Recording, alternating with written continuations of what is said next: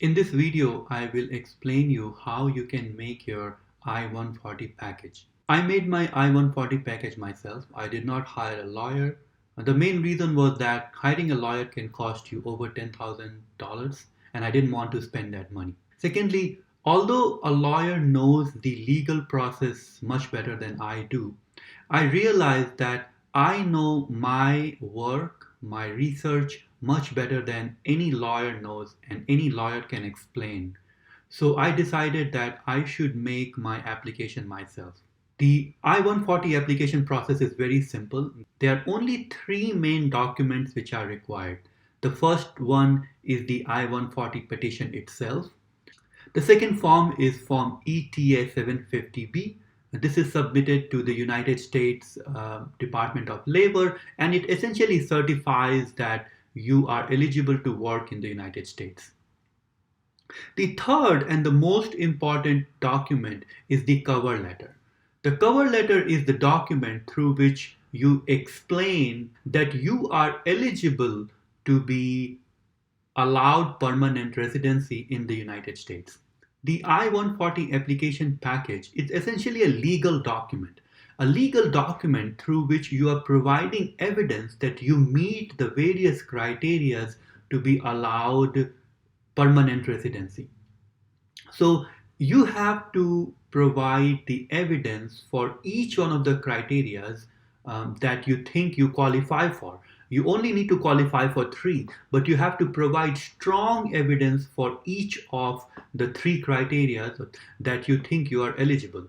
Now, the cover letter is the document through you communicate to the USCIS officer that you have met these criteria. And it is your responsibility to convince the officer that you have met the criteria.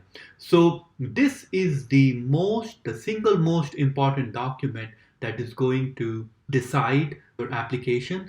So you need to write the cover letter very well and provide in very simple and easily demonstrable ways that you have met the criteria.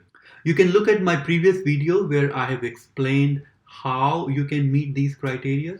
And once you think that you can meet these criteria, there are several templates available. I am also providing the template to my cover letter in the description below. You can use any one of these templates to build your own cover letter. The other documents that I submitted are Form I-907, which is for premium processing request. Form G-1145, this is for e-notification. If you submit this document, once USCIS receives your application, they'll send you an email notification that your application has been received by them. And finally, Form G-1450. I use this form to send my payment, but I would not recommend you to send this form. I would recommend you use either a check or money order to pay for your application. That way your application will not get delayed because of any kind of delays in the payment. In addition to these forms, you also need to submit some supporting documents. So the first set of these documents are the evidence that you are submitting to show your eligibility for EB1. These are your CV, your transcripts, your letter of current and previous employment, recommendation letters, and so on. You have to provide a statement of your proposed work, the work that you would be doing once you are allowed a permanent residency in the United States. I have provided a link to the template in the description below. And finally, you have to submit all your previous employment related documents, such as your passport, your most recent I-94, your visas, your I-797, which is the approval notice if you got a H-1 visa, and so on. The most important thing that you need to do is you need to show through these documents that whenever you stayed in the United States, you had a legal status.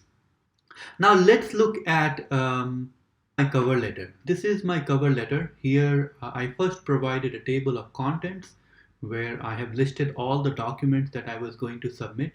Then is my cover letter, And at the very beginning of my cover letter, I provided the list of the 5 criteria for which I was going to provide evidence.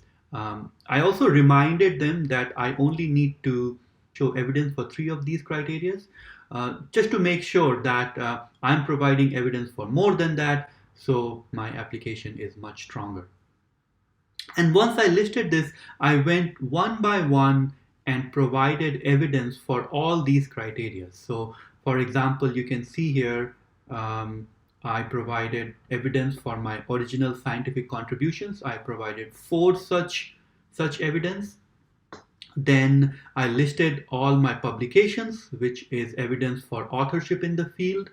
I also provided evidence for the national level awards that I received, and I provided evidence through the citations and the work of other people where they had used my work to show that my work is of importance in my field. So this is my cover letter. I have provided the template in the description that you can use. The other important document that you need to submit is a statement, your statement saying that you are going to be working in the US in the same field as you are applying for your permanent residency. So I have provided the template for this statement. And then finally, I provided a list of all the documents that I was submitting as evidence to support my application. So my CV, my transcripts, evidence for my employment, recommendation letters, the first page of all my publications, information about invited talks, my awards, and so on. Finally, I also gave a list of other immigration documents such as my passport, my visa, all my previous notice of action for my H1 visas, my most recent I-94 card, and so on. So as you can see, it's not very hard to make this document. Before you write your cover letter, you should read this template given by the USCIS on request for evidence and to people whose application is not approved the first time, and the USCIS officer asks for some additional evidence. But if you read through this, you would get a very good idea of how the USCIS officer makes judgment on your application. So for example, what this document shows is that the USCIS officer, when they make a decision, they go through each and every of the 10 different criteria which are listed on their website. So for example, the criteria is the beneficiary receipt of national or internationally recognized prize. And they would either say that this criteria has been met, or that you have not submitted any evidence for this criteria, or you have provided evidence but this is not sufficient. And then they also explain what are the different reasons based on which they feel that you have not submitted evidence which is strong enough. As you can see here, they go through each and every one of the criteria and they provide what are they looking for. So once you read this, it will make it very easy for you to decide how you should make your application. It also shows very clearly that they are only looking for 3. So if you have strong evidence for 3, you can very easily make a very successful application.